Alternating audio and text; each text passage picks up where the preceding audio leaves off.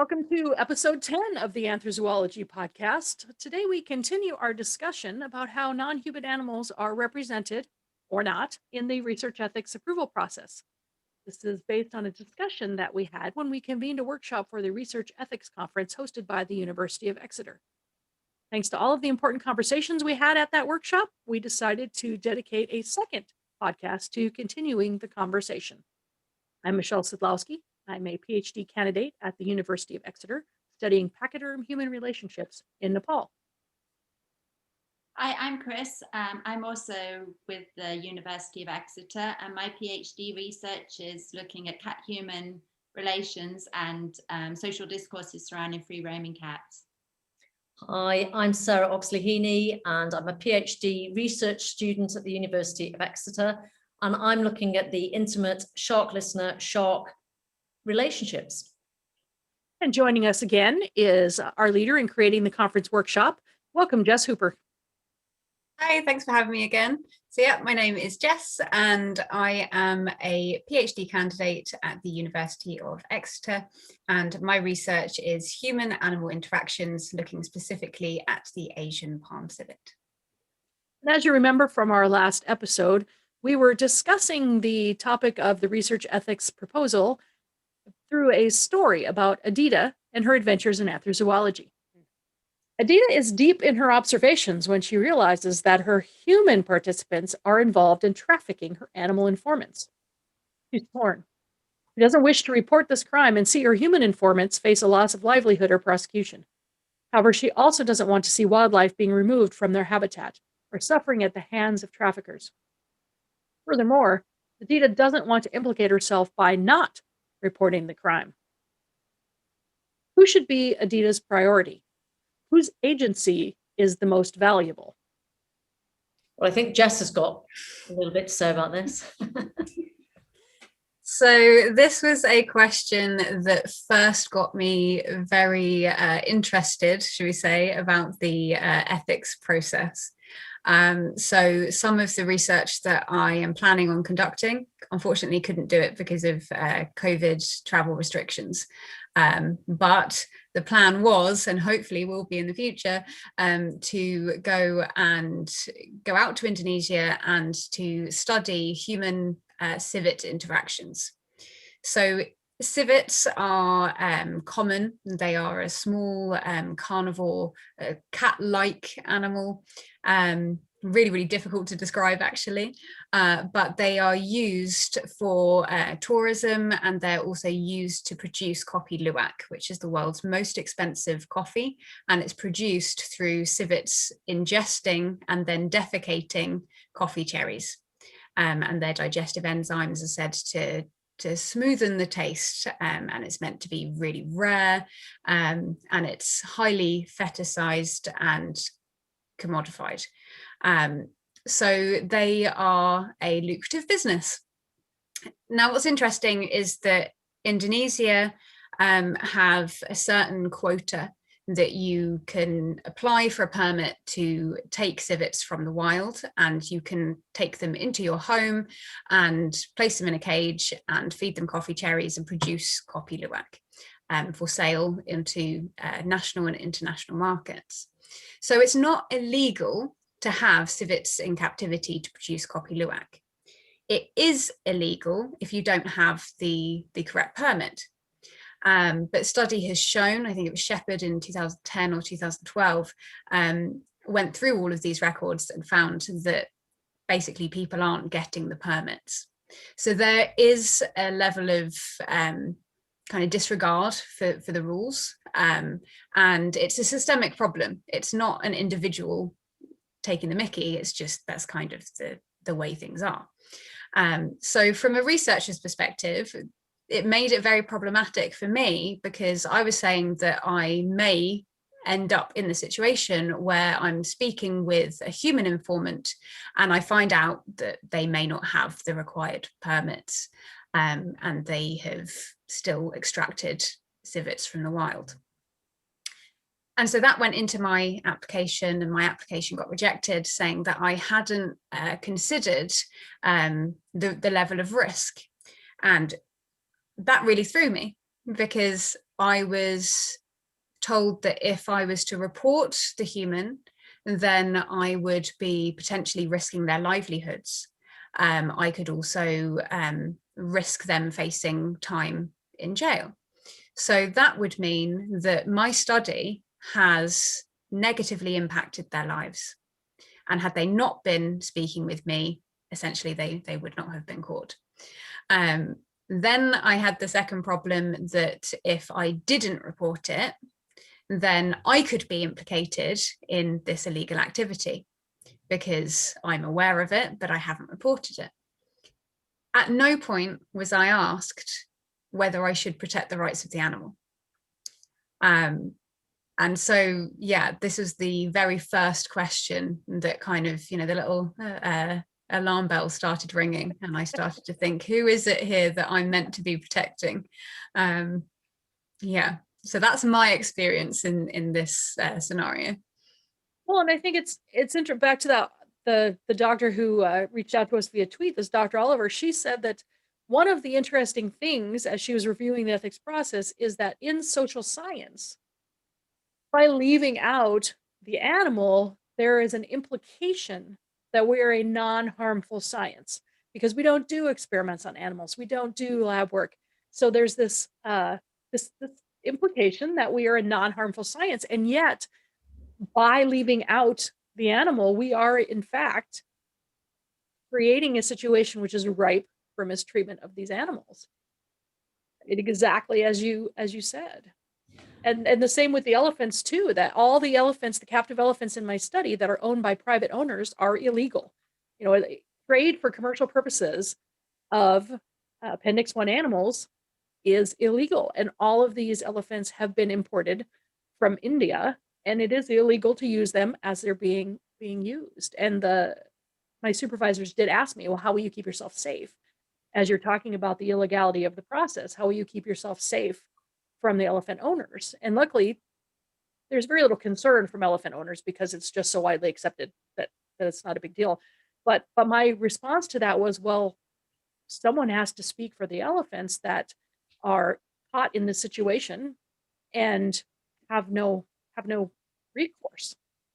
We also find this very, very prevalently in other countries that have anti-gag laws. So you can't actually publish, you can't even be anywhere near agricultural systems, slaughterhouses, things like that. So to do research in those institutions becomes illegal. That, in my opinion, is highly unethical in itself.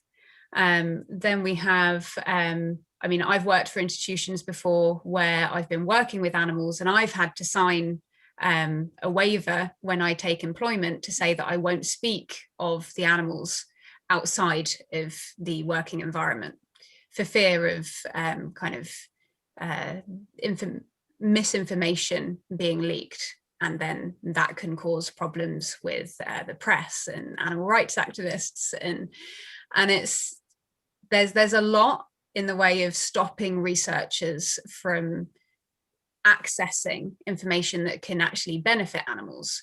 So if we are in a position where we are studying animals and we have the freedom to study the animals, like Aadita in this story, then we should really be speaking on behalf of the animals. Our animals should be our informants, and we should be doing this research for them.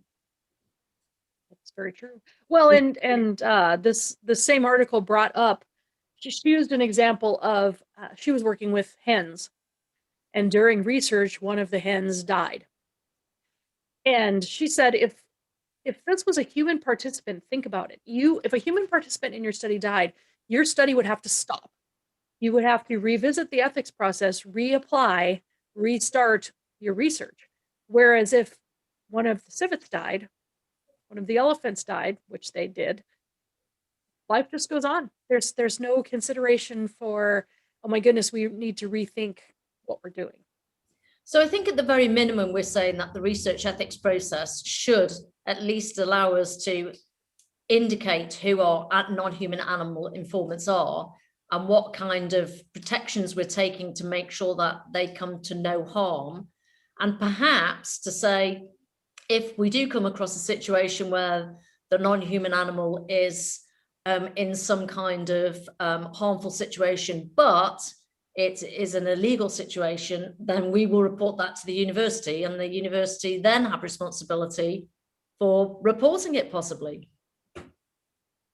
Yeah, and I think also to consider non-participant animals. So like in the example Jes gave of a researcher looking at education in a zoo. So they aren't, the animals might not be the focus of the research, but them being there, if they were a human group, they would be considered in the process because they could be inadvertently affected, but animals are barely thought of when they're the research participants, but when they're other persons that may be affected, they're just not even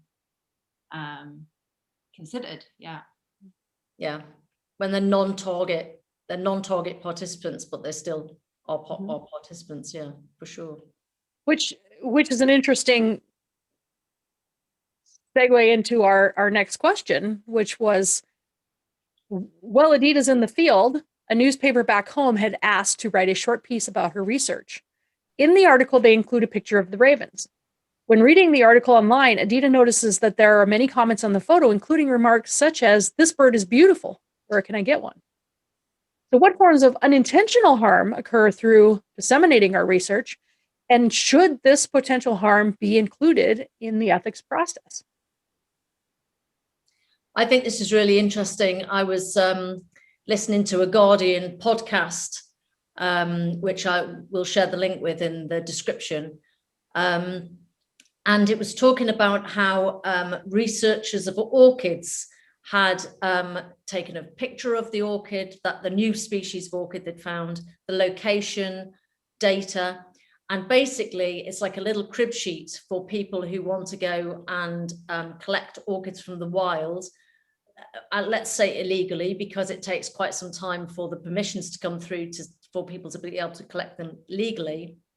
So it's like a little who's who for new orchid collection. So, and it would be interesting to know if those botanist researchers actually had to consider their orchid participants in their researcher ethics, because I'm sure they would be devastated if they actually knew that this was happening. But there's still, in this particular podcast, there didn't seem to be any protection for the plant participants.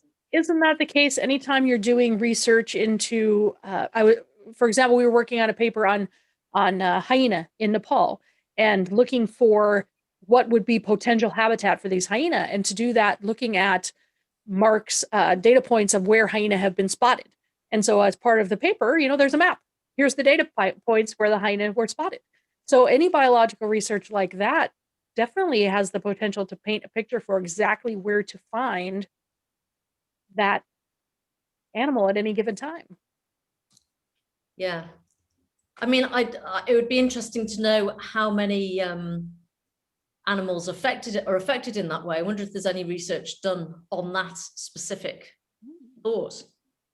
Would be interesting. And I wonder if in biological studies, if there's an ethics approval, if you would need to indicate that your species might therefore be, I mean, in publicizing this expensive coffee, are people then going to be, oh, I need to test that expensive coffee, in talking about tourism elephants and, especially posting pictures of touching elephants? Does that then make people say, oh, I want to go touch an elephant and increase the problem? I mean, I think that's a lot of unintentional harm that we are not required to think through. This is something that has also been extensively researched, particularly with primates. So there was this really interesting study where the research team showed pictures of chimpanzees to research participants, and there was a series of photographs. So one photograph was a chimpanzee in the wild. The second was a chimpanzee in like clothing. There was a third with holding someone's hand, holding a human's hand. And long story short, the results showed that if the more people saw the chimpanzee in a non-natural setting, the more they believed that the chimpanzee would make a good companion species. a good pet.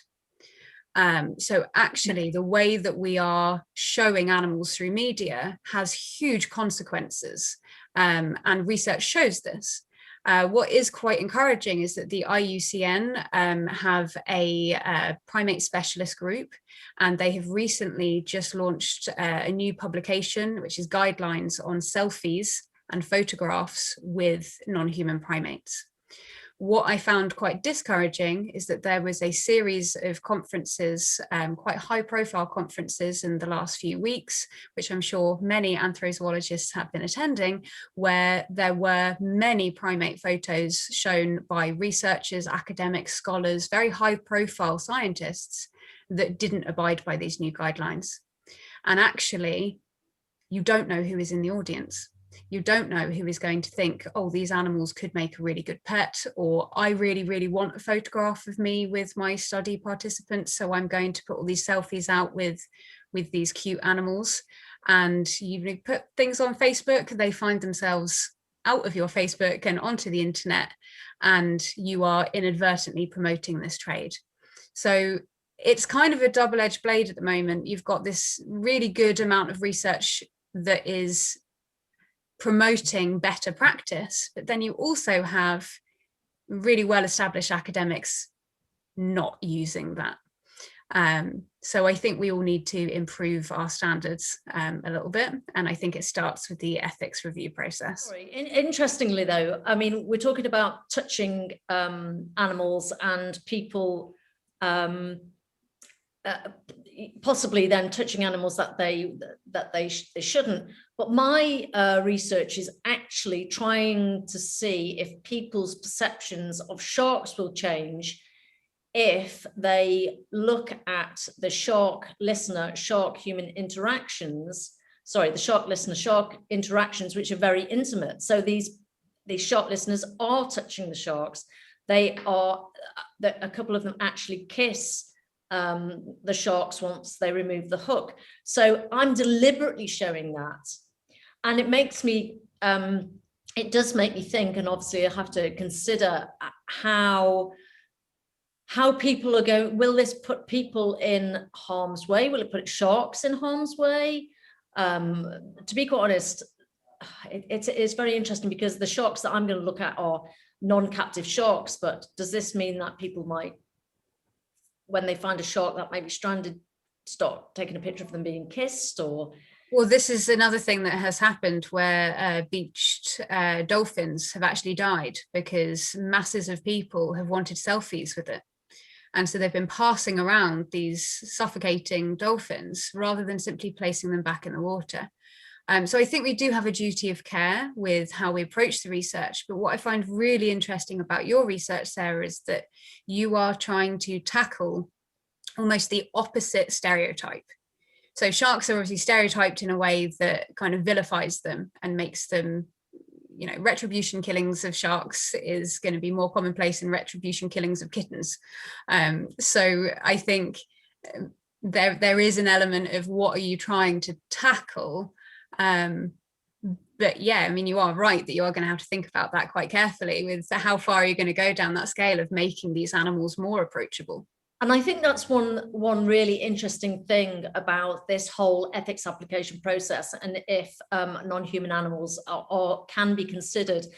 And because not everything is bounded really cleanly, which it brings me to something that we were talking about the other day, is if non-human animals were considered in the ethics application process, who would be giving the judgments? And we discussed that actually perhaps anthrozoologists should be discussing with people who are putting non-human animals, or hopefully put non-human animals, in the research ethics application process.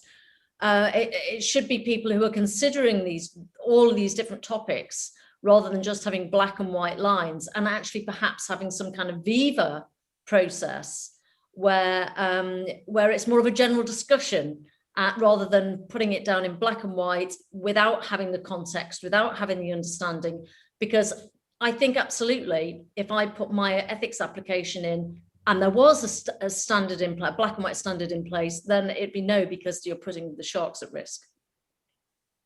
I think also it needs to be, like you said, more of instead of a one-off, a conversation, and the anthrozoologists need to be involved in the biology, like you said. I think we also need to go the opposite direction, that if you're using a species that you're unfamiliar with, there needs to be some sort of a biologist looking at your work. What is the potential harm to the species that you're interacting with? And what is the potential harm to yourself, I suppose? But yeah, the fact that the ethics process is so segmented, the requirements for lab work and social science work in the field are so very, very different, that I think we need more overlap, more checks and balances in the system. And more conversations, because it really shouldn't be a checkbox exercise. We're always told that it shouldn't be a checkbox exercise, but I still don't feel that we really sort of think through it enough and problematize it enough. And even if we don't have all the answers, just being aware that this may be a problem or this may come up sort of helps us be better researchers. So I think the process is a good thing. I just wish that it was more of a conversation and an organic process that. Yeah, absolutely. That could be revisited as well. I mean, because one thing that I'm thinking is, I mean, we all know how difficult it is to go through the ethics application process as more and more parameters are brought into the whole, well, it's the whole system, that it's almost, I mean, I don't know how you guys feel, but I've almost got to the stage where I don't really want to ask anything else, because then I might have to wait another 3 months to be able to get onto my next piece of research. So I really think that the whole thing needs to be kind of rethought, and maybe it needs to be a video process which can be revisited, and maybe revisited every 3 months until the research is actually done, rather than a piece of paper which is then given a certificate and then tucked away somewhere nicely. It does feel like it's a series of difficult hoops to jump through, perhaps with not the spirit of the ethics process actually being put in place, or made more difficult. Very true. So just one more thing before we move on that I keep musing over is, so we have a responsibility as anthrozoologists in how we represent our participants, and we should be aware of potential harm and the consequences of how we represent them in our research papers, as well as sort of in our blogs and general dissemination. But I really struggle with this, so that potentially could go into the realms of withholding data and maybe research ethics, as in if you see a particular animal engaging in a behavior that you don't want to report because it may be detrimental to that population or that individual, where do you draw the line between admitting that data from your research, which is ethically very problematic, versus trying to, I guess it's all about trying to present it in the have you got an example, Kris? No, I'm sort of thinking, so when I come from a hard science background, so it's all about you present the data, you don't admit data, because that you shouldn't cherry pick the data, you just present the hard facts, but and then it's left for interpretation. And sort of our conversations now, I sort of get that how we need to be really careful with especially reporting problematic behaviors that may reflect badly on that animal or that population. So yeah, I don't have the answer. I'm just kind of throwing it over there because it's been sort of going around in my head. It's sort of, where do you, because we're not like journalists where we're or I guess journalism has the same problem. It wants to sort of present a story, but as a storyteller, you have power. I guess that's what I'm saying, is we have the power as a storyteller, and it brings back to whose agency counts the most. I guess the researcher, the participant, the whoever. I think also you're raising a really, really interesting point, because anthrozoologists looking at human-animal interactions, a lot of the interactions we're going to view are problematic, both for the human and the animal, particularly when it's about commodification of animals, whether it's elephants in tourism, or civets as cocky luwak, or shark diving, or it's always going to present certain ethical issues, and the way that we approach disseminating that has to be done with care and consideration. But sometimes you have to make a call. Whose interests are you going to protect? I have personally had to not publish a particular piece, because I presented it at a conference, and I was told that if I was to publish this piece, then the institution I was working for could be fined, could be closed down, because there was some problematic human-animal interactions that were happening. Basically, an accident had happened, and a really, really unique piece of behaviour that had never been reported before was observed. But we couldn't talk about that behaviour, because to talk about that behaviour, we had to talk about how the string of events had occurred, which would have then jeopardized the livelihoods of the people that were there and involved. And this is coming from a country that doesn't have the same types of regulation, doesn't have the same type of welfare standards, doesn't have the same economic capacity. So these people were doing the absolute best they could for these animals, and it wasn't right that they should be punished because an accident happened. And so we never released the paper. And to this day, I've never seen this behaviour been reported since.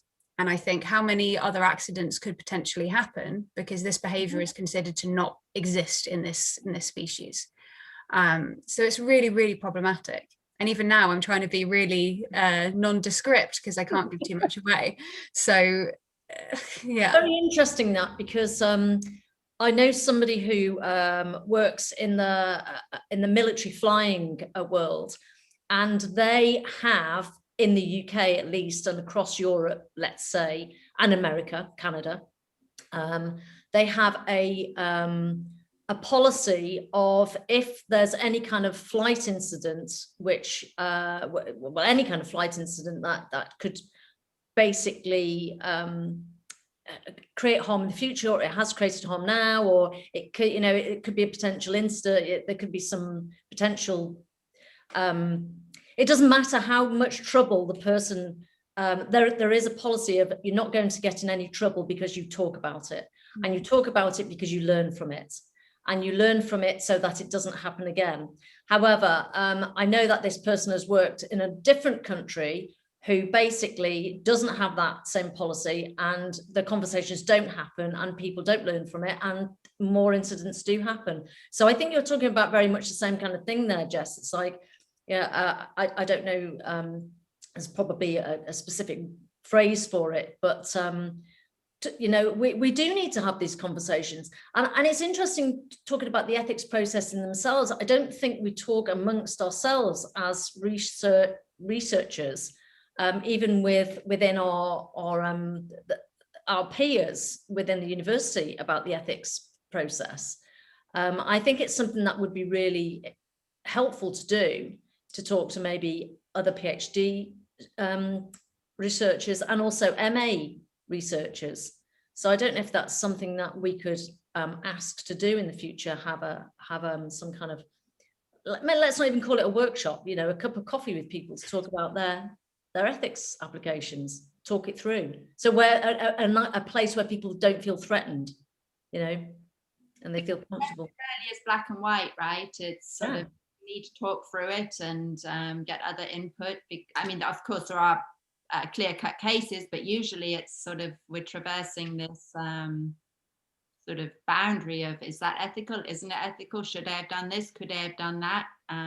So yeah, like I said before, I think that it should be more of a conversation, the whole ethics process, or how we think about our research and what we do. And also, what an amazingly a difficult thing to have on your shoulders when you're making these types of decisions, particularly as an early careers researcher or even a student. It's, you know, it is down to you.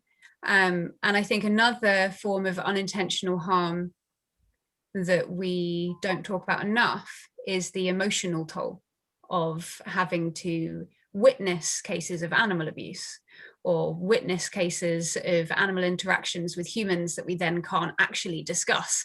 And it's a lot to take on.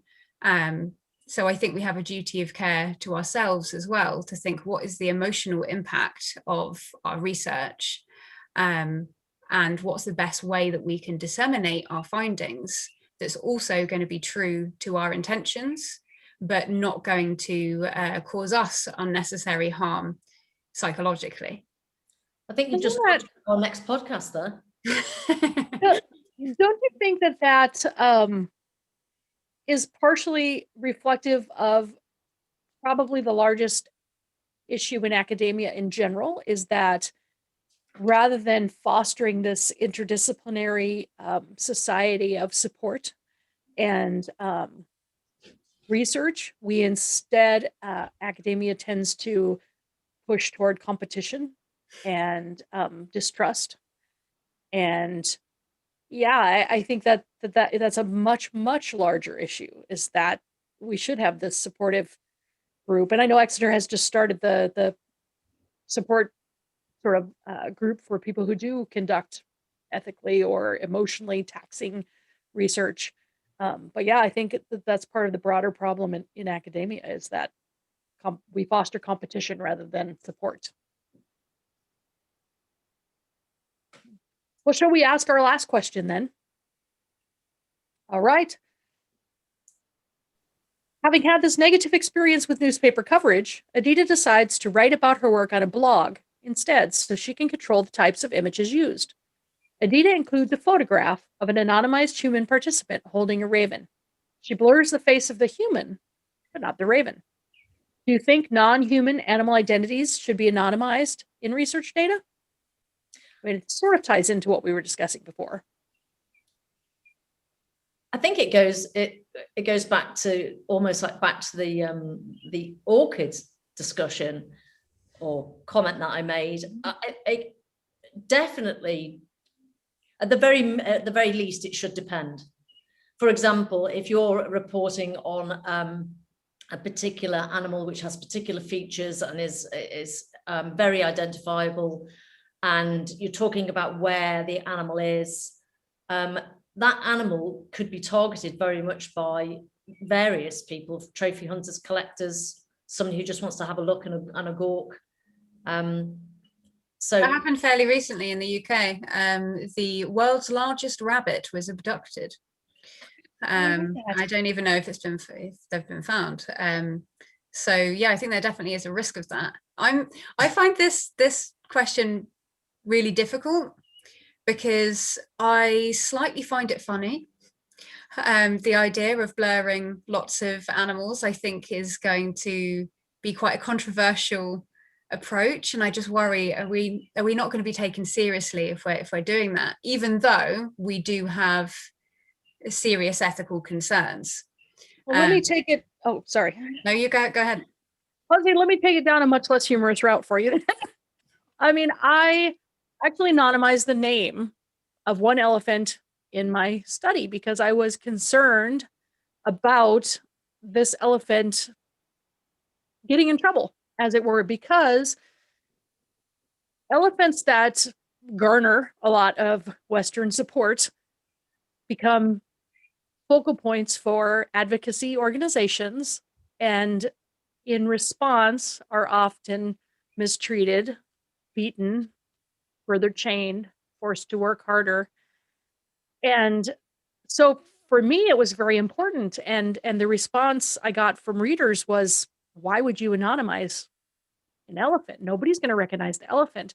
But the fact is, much like this raven in our picture, we don't work with ravens. We probably couldn't pick this raven out of a lineup.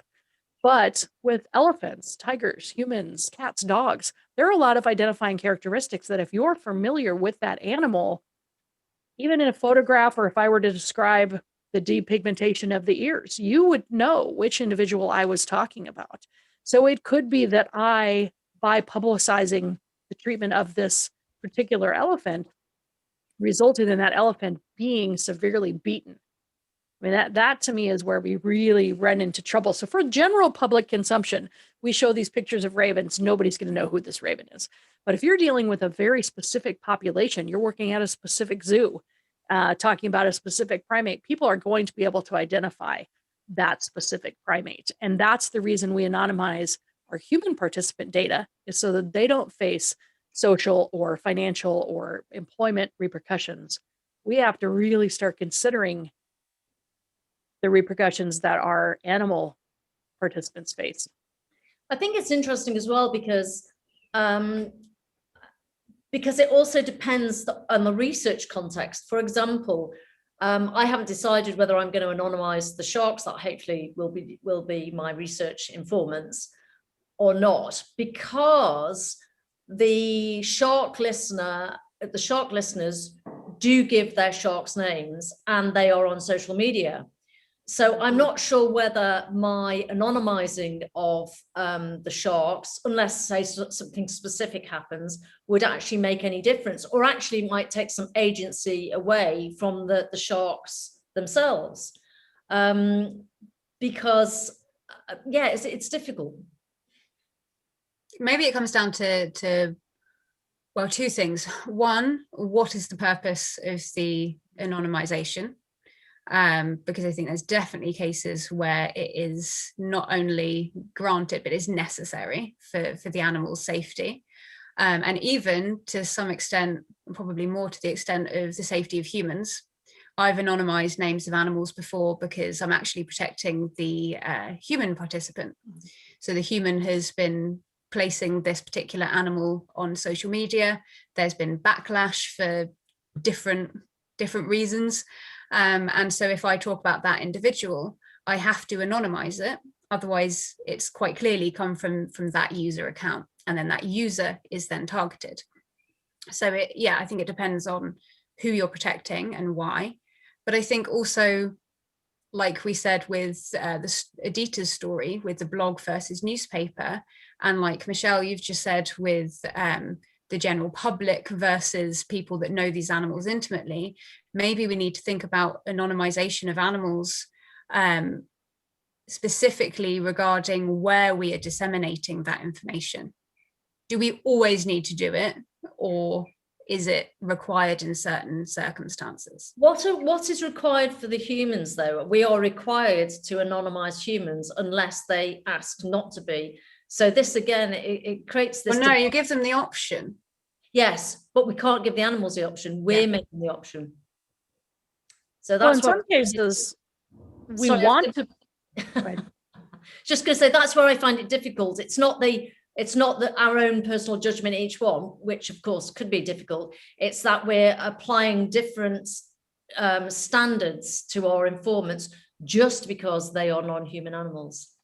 Yeah, and in my case, I'm actually the cat guardians are giving permission for me to not anonymize the cat, and a lot of times it's because they tell their story and the cat's name is integral to the sort of relationship. So yeah, the human participants, they have the option of being anonymized, that they're anonymized by default. Sometimes I give them the opportunity to pick their alias, but they also give permission for the cat's name to be used, and they can request for the cat to be anonymized.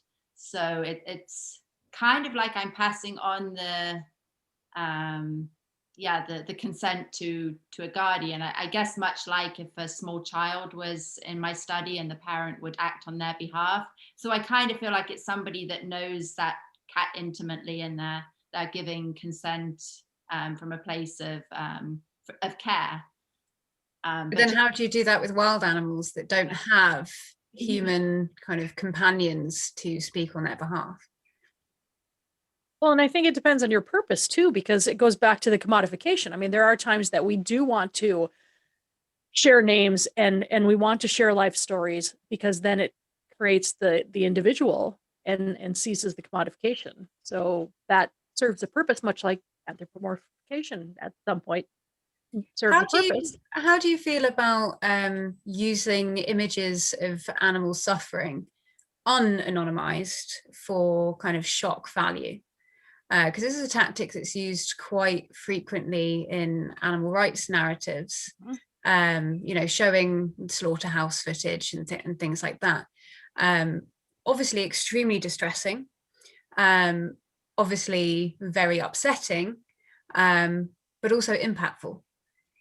Here's the thing, though, it works, because I was doing, for part of my thesis, I looked into the impact of social media posting, and I'll have to find the article, but they actually showed that people will donate more if there is an animal shown to be suffering. If you show a chained elephant as opposed to an elephant in a field, they will donate more.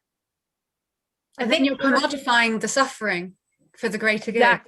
Exactly. And again, that's where people who are fundraising, NGOs, do not have to fill out an ethics form. They can just do what they want to do, and they're not limited by those constraints. They can just publicize, oh, this animal's suffering, come help it, save it. I think definitely there's a purpose. There's a question you have to ask about the purpose. For example, as you just said, the purpose of showing these videos which contain violence are there to try and stop people creating the violence on these particular animals.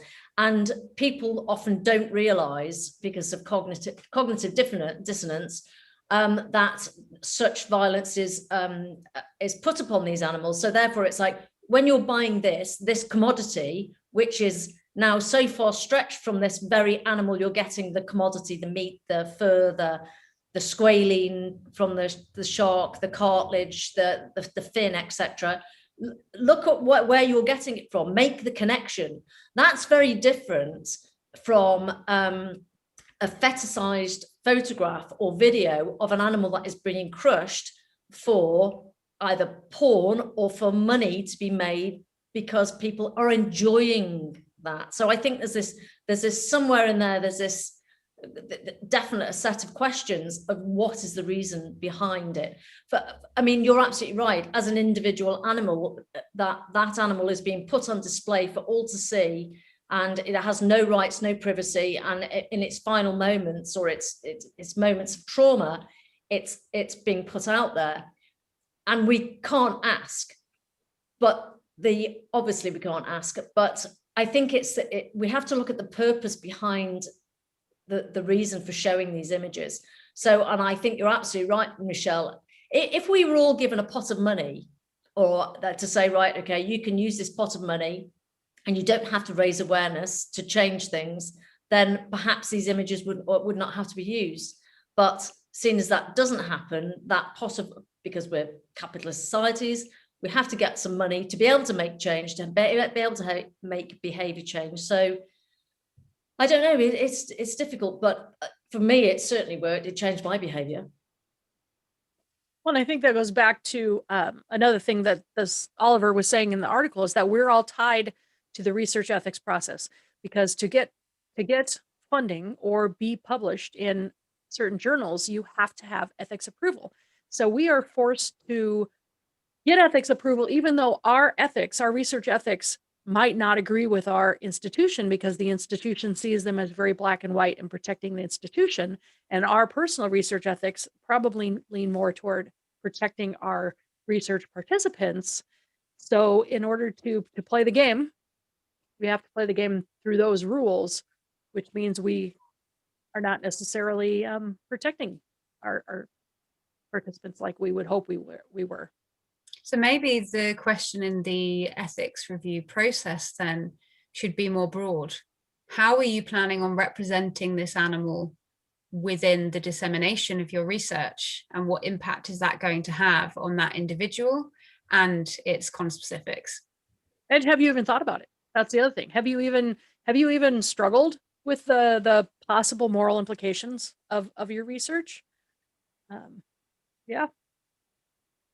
So we're not done with our conversation. We have a lot more to discuss, I think, with regard to how to how to improve the institutional research ethics process. I think it is an ongoing conversation, and I don't think it's something that is a quick fix. I think that's why we're seeing a lot of new articles, a lot of new discussions about the topic, is because it's finally risen to the top, much as it took a long time for women's voices to be represented, to be doing the speaking rather than just being spoken for. I think we're now at that point with our non-human participants. It's time to start considering their voice. And I think we're all in agreement that the four of us want to actually go further with this and actually run a workshop, but we have to get ethics permission for that to happen first. So once we have that, maybe the viewers of this podcast, or the viewers and the listeners of this podcast, can actually join us in a workshop and give their opinions about their views of non-human animals in the ethics application process, or generally. That would be amazing. Make some changes, bring some ideas to light that might, again, change this from a black and white process on a sheet of paper with tick boxes into an ongoing conversation as your research proceeds. Well, that seems like a very logical place to end this podcast. Thank you so much for listening today. Thank you to Jes Hooper for coming on and for organizing the original workshop, which we all very much enjoyed. And we look forward to seeing you on our next episode. Thank you.